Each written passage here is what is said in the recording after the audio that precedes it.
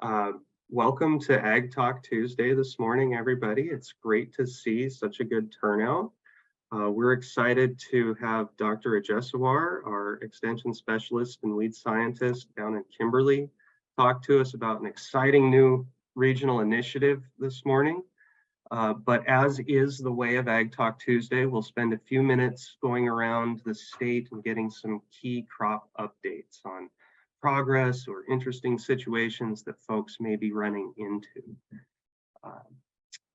And if there are any other announcements or things that I'm forgetting, I'm sure that my co-hosts Juliet, Marshall, and Kasha and Pam will help pipe in and fill in. I haven't seen Olga. I understand. I think she is doing field work today, or is doing some other activity. So, Juliet, would you like to start with a little update on how things are looking in the Aberdeen, Idaho Falls region and what you're seeing in cereal production? Okay, we can definitely do that.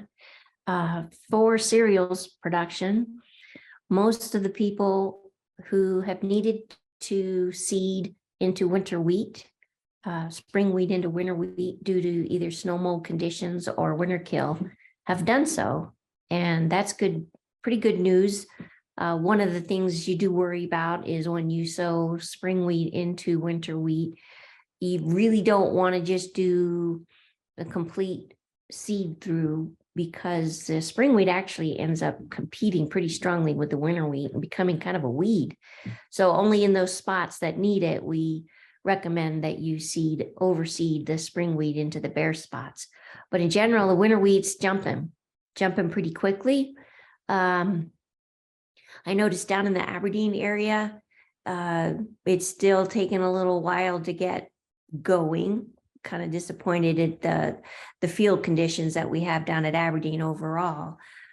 There's been some spotty rains that has helped bring up some of the winter wheat, or actually continue the growth of the winter wheat. Unfortunately, that also results in additional delays for the continued spring planting. So overall, for the winter wheat, I'm not seeing any problems with say stripe rust diseases or foliar diseases, but we have had some snow mold issues in various locations. And we also have had some winter kill of wheat and especially winter barley. So some of the fields, for example, our Rupert field that we had our winter barley in and our winter wheat extension variety trials was plowed up due to winter kill of the surrounding winter barley. And so that field probably would have been okay to maintain the winter wheat, but because the surrounding field was going into potatoes, that wouldn't have worked. So we actually lost both our winter wheat and our winter barley nursery at that location. For our spring grains, we are quite a bit delayed in planting, anywhere from a week to 2 weeks, depending upon the elevation. We still haven't planted our Soda Springs location. So the Soda Springs location hopefully might get planted for the spring trials, wheat and barley, end of this week or beginning of next week. And that goes for the Teutonia location. We're hoping to plant the Teutonia location for our spring wheat, spring barley this week. And some of our upper elevation places are only just getting started. I heard from a friend of mine up in the Ashton area, they're only just getting started on both planting some of the spring wheat as well as some of their other crops. So everything's all hands on deck with planting all sorts of different crops. And we do want to caution everybody to take your time and go ahead and not slow down, but pay attention and try not to get too tired in this rush to get everything planted in this compressed planting season. So as growing degree days are way behind, cold, wet soils have also delayed planting. So what we're worried about was what happened last year, where we went straight into a very cold spring, additional delays, and cool temperatures and rain, and then followed straight into a hot condition and dry. So we're kind of worried about that again this year as far as the extent of the heat. So our soil moisture looks pretty good. Overall, we've got some really, depending upon your location, but in southern Idaho, we're looking at pretty good positive soil moisture. And the only other thing was that extent of the snow mold that has been popping up, which we're rating our current plots for. The snow mold trial that we have at Teutonia was successful, as well as some of our extension variety trials, like Rockland area has some snow mold in the winter wheat there. So we'll be rating that for variety susceptibility. Trent Stanger is on with Westbred. Trent, would you want to confirm or add anything to our updates here? No, I can pretty much agree with everything you've said, Juliet. The winter wheat really is behind. Everywhere I've seen it, it's behind. A lot more winter kill than I had anticipated. You know, talking with guys in Burley this last week, they had a lot of winter kill in that area, especially where it may have ponded, frozen, thawed. But it's really been a mixed bag over here in eastern Idaho. I've got growers that saved 90% of their winter wheat, some growers that lost 90% of their winter wheat. So a lot of replants, a lot of just tearing out poor stands and putting in a spring wheat, and then everybody's rushing to really get everything in, but before yesterday's insurance deadline date too as well. So I think we're really seeing the end of spring rains being planted, at least spring wheat at this point. In some areas, I've talked to a couple of growers, especially down in Caribou County, that just really aren't going to plant much spring wheat at all, just because they're up against the date. So there'll be a lot of prevent plant, maybe some barley, just anything they know that will mature early, because they're worried about grain harvest pushing into potato harvest.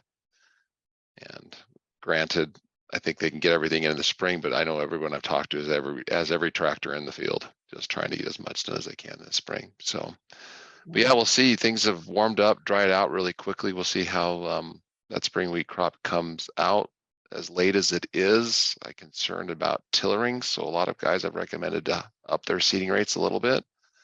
And we'll just see. Hopefully we'll have a decently cool enough spring that we can get some decent tillering on the spring wheat. If not, we'll be off to the races if it decides to dry out and warm up real quick. Yes, and So, that is my major concern as well. Yeah, but everything's looked really clean. Haven't seen any disease of any concern. It's just been, I think, too cool for that to happen. But everything's looks really good, but just behind. We're just really, really behind.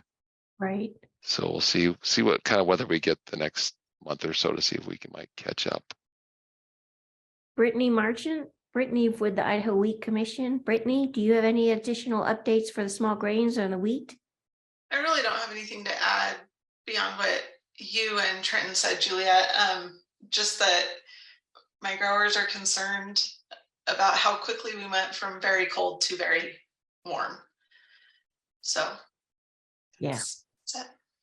Okay, so Doug, you want to talk about what's going up on northern Idaho as far as the conditions up there, but I also would like to give this opportunity for you to, and maybe Trent too, talk about prevent plant and what's the goals on prevent plant. Well, when you are unable to get your cash crop in a timely fashion up to the insurance date, oftentimes it's better if something is planted in the field. And so that's where prevent plant comes in, where you might be able to plant a non-cash crop that allows you to hold soil in place or keep nutrients from being leached or some other management goal that the crop provides. So I'm not an insurance expert. I'd love to have another perspective on how prevent plant factors into rotation. But for us, my understanding is it's a situation that you get into when you're delayed, when things get past the insurance date, and when you have it delayed for reasons outside of your control, environmentally caused. And so it's a way to keep those acres covered and protected through the best season when it gets late. So does anybody else want to address prevent plant? who's on. Trent? Brittany? I'm not an expert in it either, but I really think just give growers an option to have something in the ground, really. I know of one grower down in Caribou County. I think he's just, instead of spraying wheat, it looks like it's going to be plant most of his acres. He's going to put down a forage and then hopefully, cut that later this summer and have something to sell there. But I really think it gives growers the option to at least put something in the ground, because they run out of options once they get to middle of May. Really, spring wheat's not really an option, especially in those higher elevations. Barley may be an option, but it just depends. Okay. So Doug, fill us in on the conditions in northern Idaho. You were talking earlier before everybody got on about still potentially being on the cusp of a drought, whereas southeast Idaho and southern Idaho has actually recovered quite a bit due to the snows and some of the rains. So, but northern Idaho is different. Yeah, so we've had a bizarre situation this spring where we've had just enough moisture to keep us out of the field, and it was cool to begin with. Then we had some timely rain that was timely in that we needed it because we pretty much didn't get any moisture in February. We typically get a good bit of our moisture during that month, and we didn't, which is why we're currently still around 2 inches behind precipitation on the crop here, which is why we're flirting with this drought situation. You look at the Idaho Drought Monitor, Nez Perce County, Latah County, Idaho County, some of the bigger grain growing counties up here are flirting with that on the cusp of being in a moderate or minimal drought situation. So we've got that soil moisture deficit, but just enough moisture in the top to keep us from getting our spring work done or having delayed that spring work. So my concern, and what I think I'm seeing when I look at recropped acres where wheat on wheat is looking really very delayed and not near as thrifty or as robust as the wheat that went on fallow acres. I think that's because we're starting to see that moisture access difference, besides disease or other issues that come in with the recrop situation. So my concern in northern Idaho is that we're hitting 90s in Lewis-Clark Valley this week, which means we're hitting the 80s in other production areas or other growing zones up here, and we're getting a lot of heat really fast. And so we've gone from cool and seemingly wet to hopefully we continue to get moisture. If we don't, I think we're going to be in a particular bind with our spring crops, especially as we get so much heat so early. We're almost 20 degrees above normal temperature. That's what we're seeing this week, 18 yesterday. So yeah, it's going to be an interesting situation. If we get enough rain throughout the end of May or first week of June, we could ride the season. But if we continue to see these high temperatures, we could see problems with pod setting, with in our oil seeds and our legumes. There's some real issues that can happen there besides just soil moisture, but that excessive heat really gets us early in the season here. So there's a quick North Idaho roundup for you. Okay, anybody else want to add anything on the cereals before I turn it over? I did see a couple of other people that we could call on if they're interested. Chris Merrigan or Pat Hatzenbuehler, Joe Sagers. Joseph, is there anything in your area that you want to add for the conditions of small grains? Nothing in particular. Everybody is just really late getting started. I'm sure that's been mentioned. Sorry, I'm joining the game at halftime here, but yeah, I mean, a lot of people this time last year, a lot of people had already had their seeds in the ground for a month by now. And, most people are still out planting. They're just barely getting things in the ground right now. So everything's delayed, but everything seems to be going okay. We didn't have the flooding that was being forecasted a while back. Everybody thought that most of their fields would be underwater, and that's just not happening. The melt from the runoff's been kind of slow, so not a huge concern there. So I don't know, just other than it's delayed, everything seems to be going okay from what I've seen. Great. Tom Sharp, can you add anything about the very southern part of the state in northern Utah? Sure. Yeah, Cache Valley is just getting going. I mean, we've really been going only about 2 weeks.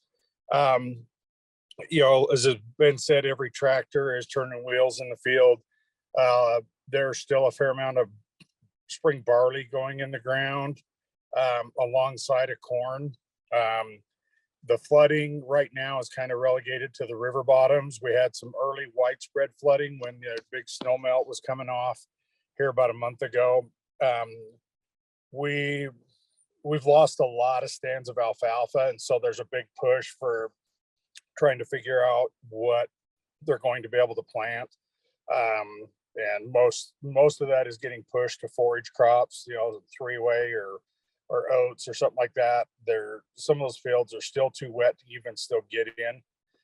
So yeah, but the river I noticed today in the Box Elder County area around Tremont is down. It's still outside the banks in quite a big area, but it's less than it was earlier in the week. So that's good news. But the reservoirs on the river Oneida Narrows is more than half full, and 4 weeks ago it was almost all but empty. So they're not able to push as much water out of it as what's coming in. That they're doing their best. So, but Cutler is full. Bear Lake is filling. It's raised quite a bit in the last 4 weeks. So we're excited to have the water, but we'd sure like to be in the fields too. Definitely. I noticed the Snake River was running pretty high yesterday, very high. All right. I have a question concerning what you just talked about. I had some growers call me up and say, what can they plant when they've killed their alfalfa with metribuzin, and they'd like to fill in some spots with some wheat or barley. Do you know some of the metribuzin tolerant varieties? There's some on labels, but I don't know if they're, current or what people plant around here in Idaho. And if you don't know right now, you can email me later. Yeah, I don't know of any of the real metribuzin tolerant varieties. I think that stuff was done back in the Bayer Sencor days, looking at the tolerances, and nobody's done any tolerance. We do know from past history that we do a lot of metribuzin in the fall on alfalfa down here, because it's pretty common for us not to be able to get in the fields in a timely manner in the spring. We've had years in the past where we've lost alfalfa, and we've done residue testing. And what we found is metribuzin's has pretty short half-life.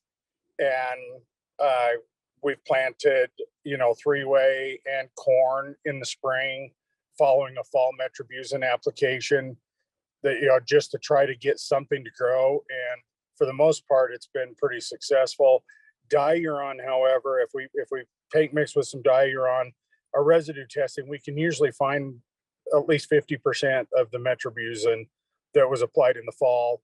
Very seldom can we find any of the metribuzin. The diuron we can find, but the metribuzin we can't. So rather than leave a hole in a field, what some guys are doing is just coming in and no-tilling some kind of a forage crop into those dead areas, leaving what alfalfa is there. And because the other thing if we're worried about a residue, the best thing to break that residue down is having living plants in there. Even if they come up and die, we're still better off trying to get that product metabolized out. So, but we are a little more worried about something like Velpar. Velpar does stick around a little longer. Metribuzin has a short enough half-life. They've been able to kind of get away with it. Tillage helps, and deep tillage and stirring that up seems to help. But what most guys are doing is just no-tilling it in, because if they're going in on wet ground probably 2 weeks before they could even think of tilling it, and trying to get something growing. So okay, great, thanks. Metribuzin is also highly soluble, so I've been telling some growers that if they've had a lot of rainfall, or, if they can irrigate a little bit, they'd move that metribuzin down, but they just have to be careful not to bring it back up with some tillage. So thanks. That's good information. Okay, so I'm with the cereals unless Corey Kress or Doug Peck wants to add anything about barley and wheat.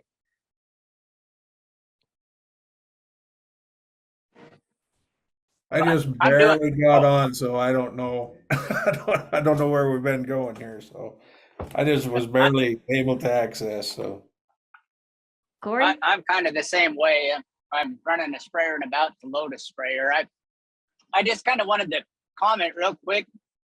Those yellow spots that I sent you that we were thinking BYD, Jared, oh crap, I can't think of his last name, with Rocky Mountain, pretty sharp guy, was out looking at my neighbors with similar stuff, and he thinks it's Rhizoctonia because he saw some pinched roots on them. Okay. But would that hit? I have it in both with the previous crop being wheat, fallow, then winter wheat, and also safflower fallow, then winter wheat.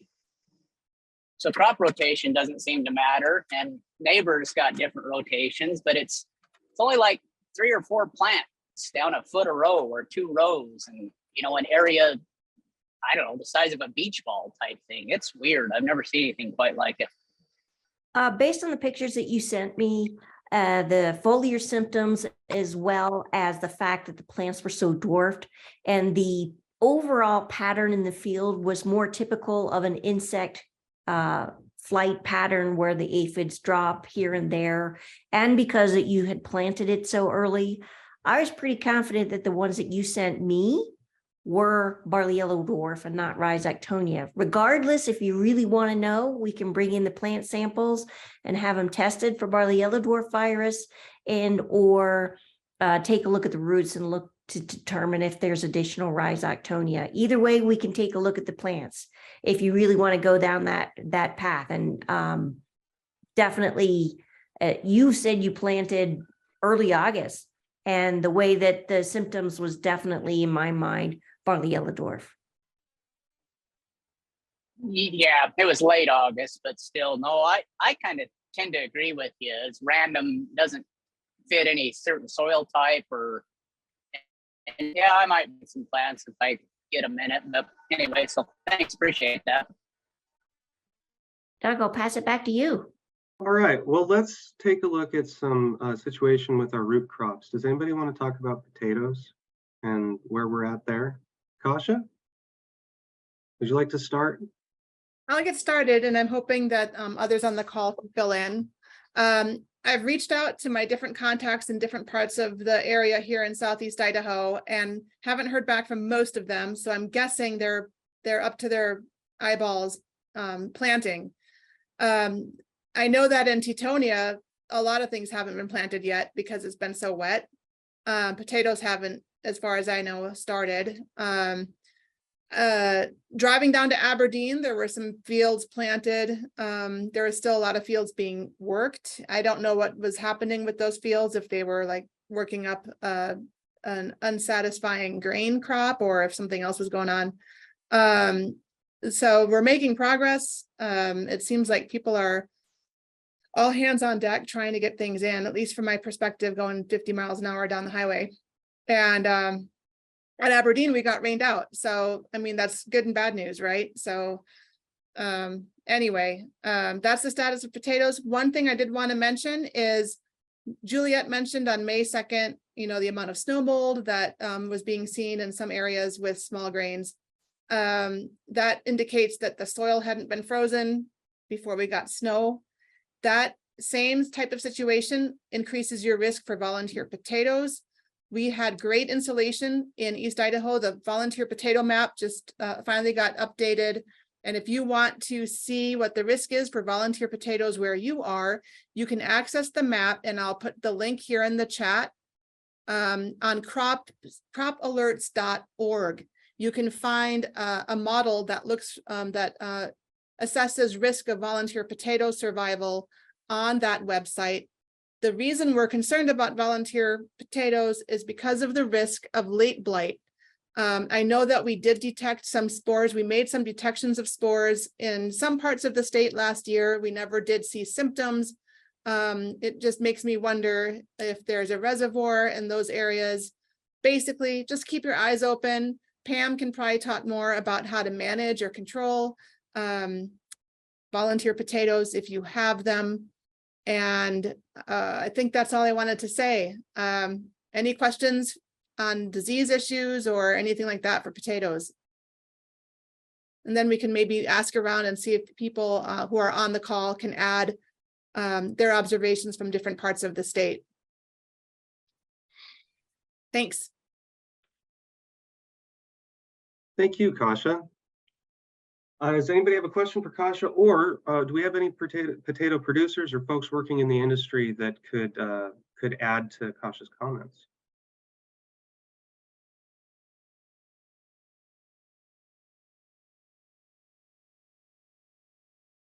If you'd like, I could share that screen on the volunteer potato survival, so you can actually see what that looks like. Sure, why don't we do that?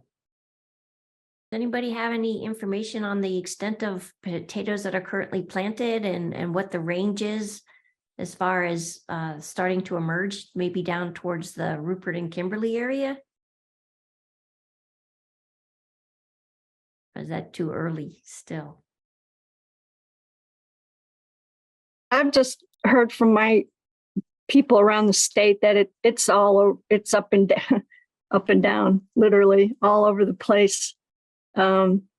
Because of the weird weather all the way across southern Idaho. So, for instance, I just talked to somebody yesterday over in the Parma area where the potatoes weren't up yet, but the grower had sprayed herbicide, but the weeds are up. So, just wondering how to control some of those.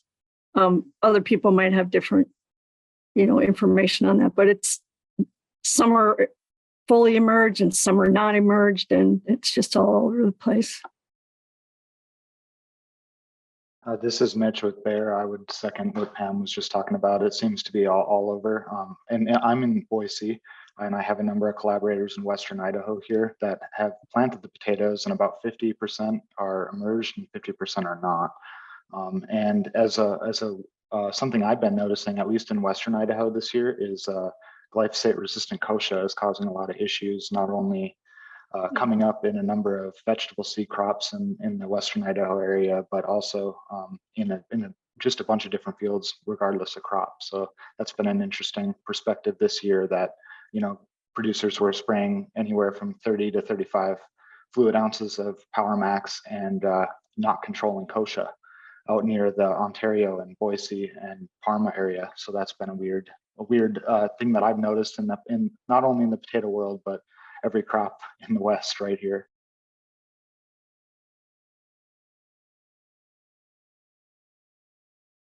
Appreciate that comment, Mitch, and that's going to be a great segue into Albert's talk after Kasha gives us an explanation of this cool looking map. What are we looking at, Kasha? So this is a volunteer potato survival model that was developed by Phil Wharton, and he posts it on this website called cropalerts.org. And if you hover over the little leaf icons, you can see what the risk is. For some reason, Parma has low risk. Maybe they had more exposed soil and it froze. It's really based on soil temperatures and length of time of those temperatures.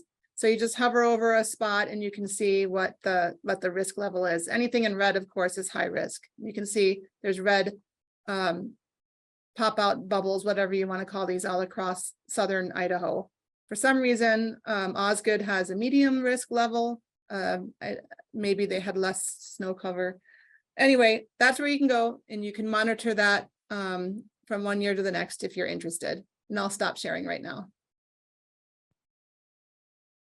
All right, thank you, Kasha. Would anyone like to offer any additional comments on crop condition or progress or interesting situations around the state before we ask Dr. Adjesiwor to give us his presentation? I could give you a little update, Doug, but let's wait and see if anybody else has comments. Okay.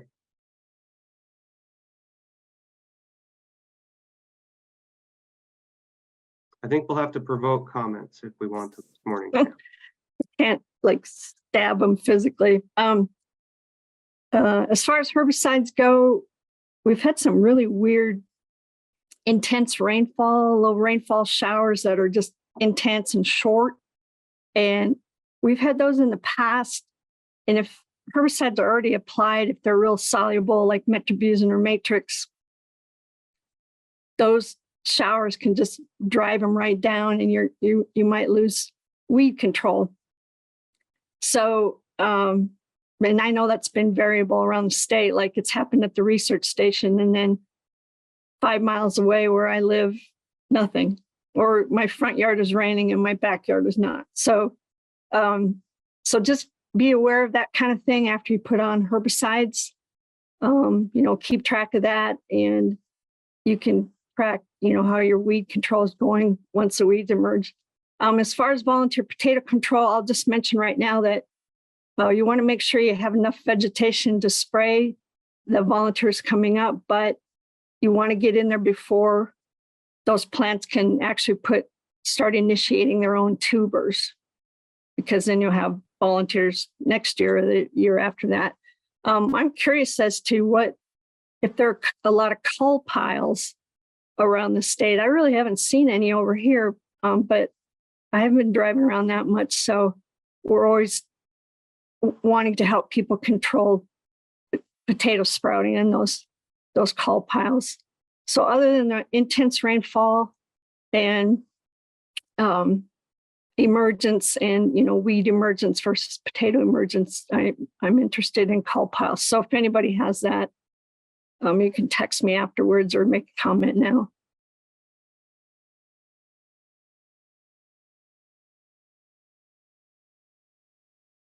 All right. Well, thank you, Pam. Thank you, everybody, for your comments this morning. I think that it's a good time to transition and introduce Dr. Albert Adjesiwor, who's our University of Idaho Extension Specialist and Weed Scientist based out of the Kimberly R&E Center. And Albert has been working on herbicide resistance issues for a number of years now.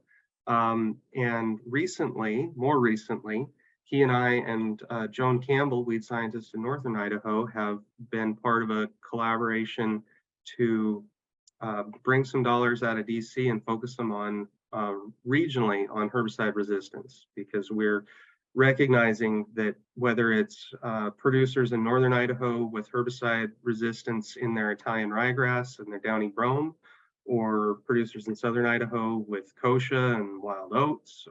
Well, wild oats are sort of an issue all over. More and more producers are having their activities complicated by trying to deal with herbicide resistance. And so I'll let Albert tell the story, but I'm really excited for him to present about what we at U Idaho have been doing to try to tackle this issue that really is putting a crimp on almost every major production commodity in the state.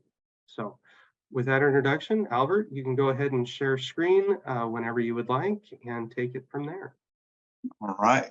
Thank you so much, Doug, and thank you all for showing up. I hope you all can hear me. Share my screen. Doug, can you see my screen okay? Okay. Well, good morning and thank you all for joining. So as Doug mentioned, we for some time have realized that herbicide resistance is not a local issue. All our growers are dealing with it, not just in Idaho, but all over the country and even worldwide. And so this initiative was started long before I joined here. So thanks for all those who started this. Doug, John, and Dr. Ian Burke from Washington State and other people have been talking about this for a long time. And so our stakeholders, and thank you, supported this initiative to get some funding from DC, and that comes right from Congress budget, or that's my understanding, to kind of have a regional approach to herbicide resistance management. And so we have 3 universities on this. Laser. So Washington State University is the leading institution. with Dr. Ian Burke, and then U of I and then Oregon State. The money comes through USDA ARS units, and so they award the money to the universities. And so thank them for what they've been doing so far. And in Idaho, this initiative was supported by Idaho Wheat Commission, the Barley Commission, and the Idaho Grain Producers Association, and their sister commissions in Oregon and Washington. So once again, thanks to our stakeholders for recognizing the need for this regional approach to resistance management. And so what exactly is the PNW Herbicide Resistance Initiative? As I mentioned, we do realize that it's not a local issue. And so we want to, the 3 states, we want to combine basic and applied research and trying to harmonize and synergize our resources, because all the labs in the 3 states can do different things and do them better than others. And so by doing this, we are able to use resources from the other institutions to make sure that we can tackle this problem regionally. And to start off, this thing has been said multiple times. I don't know who originally said this, that when it comes to herbicide resistance, we have sprayed our way into the problem, and so we cannot spray our way out of it. Meaning that we cannot rely on herbicide to solve herbicide resistance problem. That's never going to happen. And so this initiative is just kind of looking at what are the basic research and applied research you can combine to make sure that you can tackle this problem realistically or better. And so we have been having a series of meetings, and please you can close your eyes for the next 2 or 3 slides. But what we've done is so far is to come up with different themes and to be like, okay, crop rotation is very important. Basic biology of weed and ecology is also very important to weed management. And so we try to break this into various themes, and so we can have team leaders who would focus on developing protocols and research questions for us to be able to implement across those 3 regions. So this is what this slide is supposed to be. And we do realize that all those themes are not standalone themes because they cut across. And so if you are talking about herbicide resistance issues, it's very complex. And so we have a cross-cutting theme that we combine some of these to be able to develop various research ideas. And we have a very good and huge team looking at different things. And so these are some of the names mentioned here. And so we don't have to read this. I'm just showing you some of this, let you know what we've been up to since last year. And I'm gonna skip this because the same thing as I mentioned later, but I just kind of telling you some of the ideas, and I will jump into Idaho specific activities. And so one of the first things we tried to do when the first year funding came, and so this project was budgeted for about $3 million a year. And the first year, which began last September, we got probably 75%-ish, around $2 million for this. And most of the money goes to the ARS unit, and they award to the institution, to the universities. So because we have a short period of time to spend this money, what we try to do is to build capacity based on some of the research ideas that we identified. So that beginning this year, we can actually start doing something with the money they were given. Thankfully, this year we are getting the full funding, and so we are waiting for funding to hit our account, and then we can hit the ground running. But there are a lot of things going on now in the background. So as I was going through the themes, I mentioned that we are trying to tackle that from different various ends. And so one of the things that we do realize is that if we were to manage herbicide resistant weeds well and sustainably and well into the future, we have to pay attention to the weed seeds in the soil. Meaning that if we go out today and we spray all the wild oats in eastern Idaho, southeastern Idaho, and kill everything, next year some are going to come up. And so to be able to manage this in long term, what we are trying to do is to pay attention to not just what is above ground or what is below ground. And so this Illustrator can process, I think, 48 samples at a time. And so that let us extract weed seed from the soil. We can count them, we can identify them, And we can do all sorts of things with them to know, are they dormant, are they resistant or not? And so this has been delivered, and we are about to start calibrating to make sure it works well for our soils, and also know where to put it first, because we are short on space here, but we'll find a space. One thing we're also trying to do is, we do realize that right now we are talking about how cold it is, and then all of a sudden the temperature starts spiking. And this becomes hard for growers if you are trying to time your pre-emergent herbicide or post-emergent herbicide. And if you don't take care of some of the weeds, will just get out of hand. And so this was bought early this year, and I was told that it arrived in LA last week. And so we should get it probably within the next 2 weeks here in Kimberly. And this is the thermal gradient table that gives us a chance to vary temperature across the table. And so it takes up to 200 cells petri dishes at a time. And so we can vary temperature. We're going to have temperatures, 10 different temperatures on the table. So you can go all the way to almost frozen. And this goes to about 4 degrees Celsius, which probably around 38-ish Fahrenheit, all the way to almost 90 degrees Fahrenheit. And so you can vary that to see what the temperature would do in terms of how fast those weeds come up, how fast those come up in relation to the wheat. And also, we're also looking at, I'll get into the specifics, but kind of how we can use this to determine herbicide activation temperatures to kind of, once we are doing this, one of the goals is to have like decision support tools and models that growers can use to predict timing of herbicide application, and also know that if the temperatures hit this high, and within the next 2 days, you probably should have applied a pre-emergent herbicide yesterday to make sure that the weeds are not up at the time you apply this. And so one of the things we should be able to do is do something like that, where we can categorize kind of germination temperature requirement of the weed species we have, both resistant and non-resistant weed species. And so stay tuned. And to do that, it involved a lot of seed counting. And John from Northern Idaho sent me 100 seed from 100 different sites. And so those are how many seeds we have right now. And so to count those, that takes a lot of manpower. So we bought this very sensitive seed counter that can count about 550,000 seeds per hour, and it can adjust from anything from a sun grain to like bean seed. And so we have the opportunity to kind of adjust that, and that way we just get this rolling really fast and make sure that we can get everything done on time.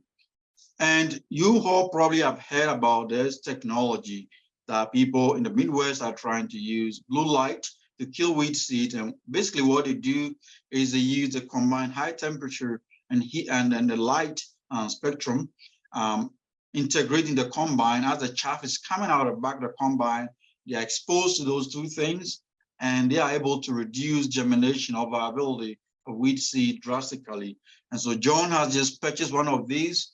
She's waiting to get enough chaff material to be able to run this and see how effective this would be at reducing viability of some of the weeds we have. So I think the target now is Italian ryegrass and also some mayweed. And so we are very excited to see what that holds for us. This also gives us the chance to test some of these practices before growers have to start spending a lot of money buying some of these. So I mentioned that because we are doing weed seed bank work, and we also bought a soil sampler in Northern Idaho to take some of those soil samples. And so over the next 5-year period, so the NACA agreement are established for 5 years.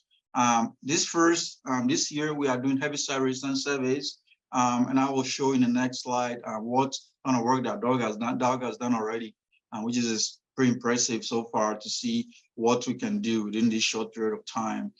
And with the thermal gradient work, as I mentioned, and I'll go into the specific in the next few slides. And then also we're looking at some seed production and dormancy, seed bank analysis. And in all years, we are focusing a lot on extension activities, which Doug is coordinating that to make sure that it's a two-way flow of information. We are not only doing this to tell growers what we are doing, but then also getting real-time feedback to know some of the things that we have to incorporate as we go forward with these practices. And over the medium to long term, one of the things that came up when I talked to the Wheat Commission early this year was we do have resistance issues already in some fields. And so what are some of the practices we can do to drive down that seed bank, to extend that, to take us back to where we began, because the damage is done already. And so I'm in talk with John now, trying to see if we can establish some long-term plot, just kind of looking at how practices that we can implement can help drive down the resistant seed bank. And if we talk about crop rotation and herbicide selection, what are the best choices of crop that you can use to drive down the resistant weed seed bank year after year, to make sure that subsequently you don't have as many as you used to have, and make sure that this problem is not there to stay forever. At least we have a hand on it. And so one of the things that we've done, and Doug, thanks for doing this, was send out some surveys, and thank you all for responding to that. We had 93 responses within the PNW region, and they identified the top weeds to focus on in northern Idaho and southern Idaho. And you can see ryegrass, mayweed, percolators, kochia, wild oat, and Russian thistle. If you are a grower here or you work at any of the commission, if there is a weed here that you think is a priority that we've missed, please put it in the chat, or you can talk to us after this presentation, and we will surely include this in our survey this year. So this year, what we are planning to do, and this summer and fall, we are doing herbicide resistance surveys. We are developing a protocol right now, and we intend to involve a lot more extension educators and specialists here, and to help collect as many weed seeds as possible. So far, we try to focus on those weeds that were identified during the survey. But what we are trying to do is, every field we stop at, we collect the top weeds, and also we note which other weeds are present there. That way we can go back in 5 years and see what has happened, what has changed. And so we'll take GPS coordinates and see going forward we can do. And the end goal here is to have a map like that WSU has started already, to kind of give a real-time update. In this county, we have these weed species that are resistant to this herbicide. And so if you spray a herbicide that is not working well, you know that possibly it's because you have a resistant issue. That way you can come talk to us, collect samples for testing again.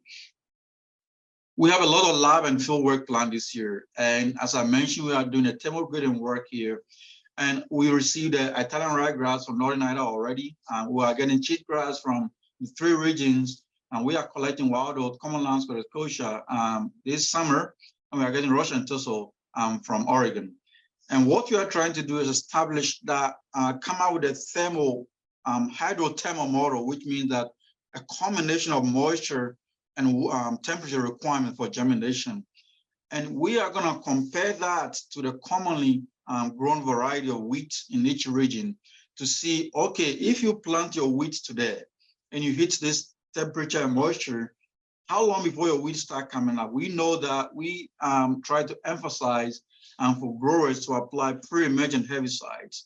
If the weed starts germinating before you apply that, you won't get any control. And so this is kind of to aid into our decision support tools to tell growers, you probably should apply this yesterday to make sure you get the best out of this.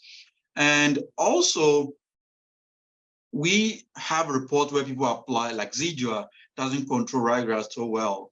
And I talked to John about this, where we don't know whether because Adjesiwor can just control 80%, or because at the time of application, some of the weeds started emerging already. So if you want to test that theory to see if we have a lay-by application of Adjesiwor or something, we'll probably be able to have a better control to see whether, because ryegrass and kochia emerge so fast, you might have to apply way earlier to be able to catch those that are escapes, which are the risk factor when it comes to resistance. And so we'll have that done in a greenhouse this summer, and we have the field soil collected already, and we're about to sterilize all that soil to make sure we kill all the weed seeds, and then we'll get that going this summer in Kimberly.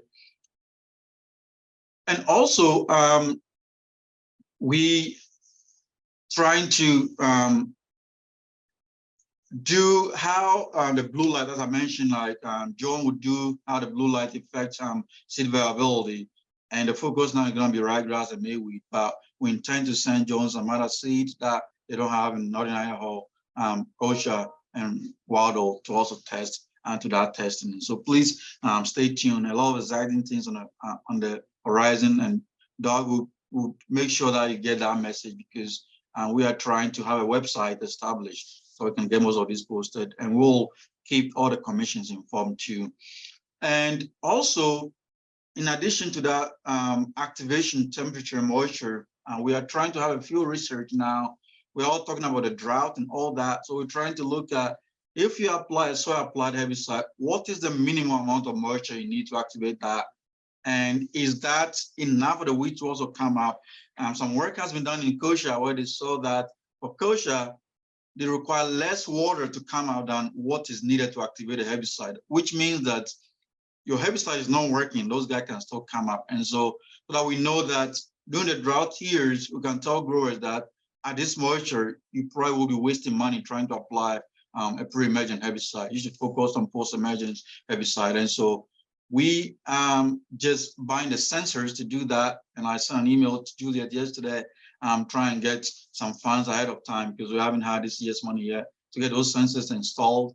And we tend to measure both volumetric moisture content and also water potentials to be able to correlate it to. So the growers will probably most likely use volumetric moisture. In the science world, we're trying to use water potential so that we can have information on both sides. And also, the Weed Commission has funded research looking at crop rotation and herbicide, how we can incorporate that to reduce the weed seed bank. And so that has been absorbed part of this project, partly funded from this, to kind of continue after the 4 years to see how we can use rotation herbicide program to drive down that seed bank. And John has also started work in Northern Idaho right now, just looking at how the timing of emergence of weed will affect seed production and dormancy. And we tell people that find no tolerance of weed escapes. And what we suspect is that if you let those weeds that come up after harvest go to seed, you probably have more dormant weed seed to deal with longer time. And so we are trying to have that information out there, kind of like to better inform growers and the commissions as to what to do. And I keep mentioning grains, and I mention crop rotation a lot. And the problem is that you might think this just focus on grains, but because these crops are growing in rotation with other crops, please, we want to incorporate as many crops as possible into our rotations to make sure that this is generating enough information to our stakeholders in the state and the region as well. And also there are some long-term plots already that we intend to take soil samples from to see how some of those plots that have been established 10 years ago, how the weed seed bank has changed, so that we can tell people if you transition to no-till or if you do strip till for this many years, you are likely to have this much seed in the soil. As I mentioned, we'll focus a lot on extension because we want to engage stakeholders to make sure that this is not an academic exercise, but then it's generating enough information and relevant information applicable to them. And so please watch out for the field days and weed tour announcement. And also, Doug is taking lead on this to kind of have someone who will be in charge of kind of making sure that we produce material that are useful to stakeholders, not a 20-page extension bulletin, but something that is condensed and have enough information to educate and engage with stakeholders. And then we have a project website that we intend to develop and launch soon, and most of the information will start populating on that website. Once that's ready, we will make sure that we circulate that to you. And I want to thank Dr. Ian Burke. He has done extremely hard work trying to get this going, and we are very grateful for all the work he's done.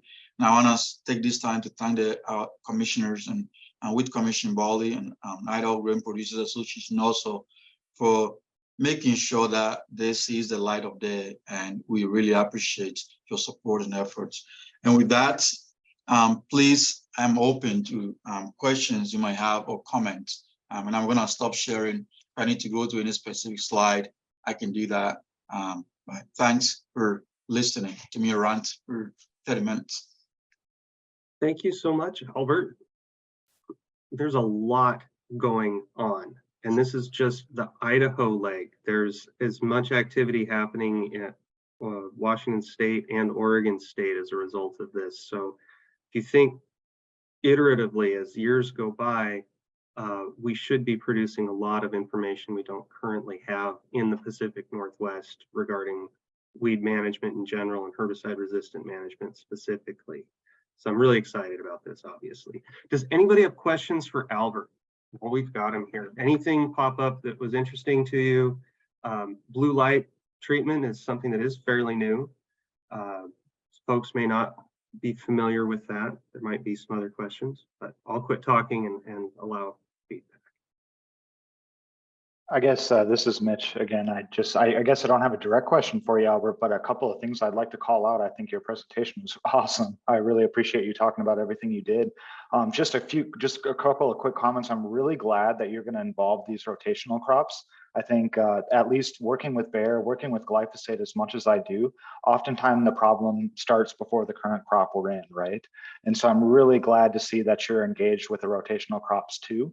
And also, I'm really glad to see that your extension is going to be a big component of this. I think that's as critical at this juncture. I haven't heard a whole lot of glyphosate resistant reports so far, but I can tell you in the year that I've worked with Bayer, they're increasing, right? Slowly but surely, especially in Western Idaho. I haven't heard anything in Southern and Eastern Idaho yet. So it's a good time for us to get on top of this problem right now. And I think using that extension piece is going to be critical, because you and I and most everyone on this call know that we shouldn't over rely on a single product, right? But a lot of producers don't. I mean, I got a call a couple of days ago and from a grower and said, 30 ounces didn't work. Can I go 40? Well, yeah, that's probably not the best plan to just go at a higher rate with a product that's not, quite working right now. So I think that extension piece is going to be critical, Albert, and I'm really glad to see you're working across the rotation as well. So just really great. I look forward to hearing more. Thank you, Mitch. We have a comment from Alan Roach saying, thanks for your presentation, Albert, and good luck with the project. Thank you, Alan, for your kind words. Appreciate that. So one aspect that Albert didn't lean into as much that I'm going to pull out is that this collaboration isn't just, if it was only OSU, WSU, and UI, that would be remarkable. That would be a great thing. But that's half of the funding. The other half is going to 3 USDA ARS stations, 2 located in Pullman and 1 in Pendleton, Oregon. And research scientists across Oregon and Washington with ARS and servicing Idaho as well, to a lesser extent, are also working on related projects. And they're using some of this funding to hire weed biologists, geneticists, other folks in this space that may be able to chew on these issues at a little different level, but provide critical information that then we can hopefully employ through the state institutions. So that's just another aspect to this initiative where we've got USDA ARS and the land grants working closely together and trying to learn from information each other is producing. So it's just terribly exciting to me. I don't know of another project that is being rolled out in this way, and I'm very encouraged at just the amount of collaboration that we've had already. And I think that if we can keep it up, this will be the kind of thing that may be a model for other areas in the country dealing with this sort of entrenched issue where herbicide resistance is often something that needs to be approached through some pretty out of the box thinking, considering how it spreads, how hard it is to get rid of once it gets there, and how other people are involved, and not necessarily you on your farm, but other players can have oversized effect on the spread of herbicide resistant weeds. Going through what you just said there, Doug, and also if you want to address it, Albert, it is a comprehensive project, right? But do you think even further involvement from, say, an agricultural economist, Chris McInnish at the University of Idaho, can you put a value? It's hard to do, I know, but to put a value on some of this, to try, if you're doing these research experiments and you have field trials, can you quantify the yield loss associated with different levels of weed pressure due to that resistance? Maybe that's not part of your scope of this project. I understand that, but I can tell you that the growers that I work with at Bayer, we often recommend a tank mixture, right? We don't just recommend one product. A tank mixture is always the best foot forward when considering resistance, right? But the feedback that we get is that costs money. I'm not going to spray anything other than Roundup on my corn because it costs more, right? So, I mean, if you're able to quantify some of this resistance issues that you're seeing, I think that from the extension standpoint, that could go a long way for you. It's already a large project, I know, but if you can try to put a number on it, it might behoove of our industry. Yeah. Thank you, Mitch. And that's a good point. And I think we are way ahead of you. We, one of our previous meetings, we talked about this. And so Doug was going to reach out to Pat to just kind of start developing like kind of what things we need to collect to be able to quantify some of these. And so, and Doug, we also have a rural sociologist on this project, just trying to just see the best ways you can engage with growers and make sure that we have that co-innovation. And so, yes, we do have a sociology aspect and also hoping to have some economics on board to have the economic aspect as well. So yeah, thanks, Mitch. Just a quick addition to your comment there. One of the great things about having access to these kind of funds that's be generating new information is that it helps leverage other people who may not be directly involved yet, but they may find something useful in the information we're producing. So like a Pat Hatzenbuehler, Pat, may find some value in the information we're producing and be able to help partner, and it'd be easier for them to partner because we have something, we are producing new information. That's where you want to, or that is attractive to anybody in their career. So what I'm trying to point out here is that because the funds are here, because we've gotten this far, we expect that will be able to be leveraged into further cooperative relationships with other folks who haven't necessarily been engaged yet. This is fairly new. We are, it's taken a lot of organization to get to the point where we're at, but we anticipate that it will continue to expand in scope and participation after we get some of these, as we continue to take solid steps forward. So I agree, we need more economics. It has not been leaned into as hard as it could be yet, but I anticipate that we'll get there. And that will be a key component to explaining the why behind what are the trade-offs for different management choices that a grower might face. We are definitely targeted to that information.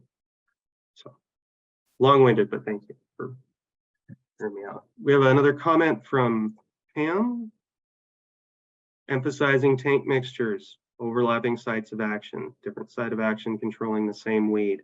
Absolutely, that's a best management practice for herbicide resistance. Of course, making it make dollars and cents sense to the producer is the other part of that, key part of it. All right, enough of me talking. Any more comments for Albert? Great presentation, by the way. Thanks for having me, Doug.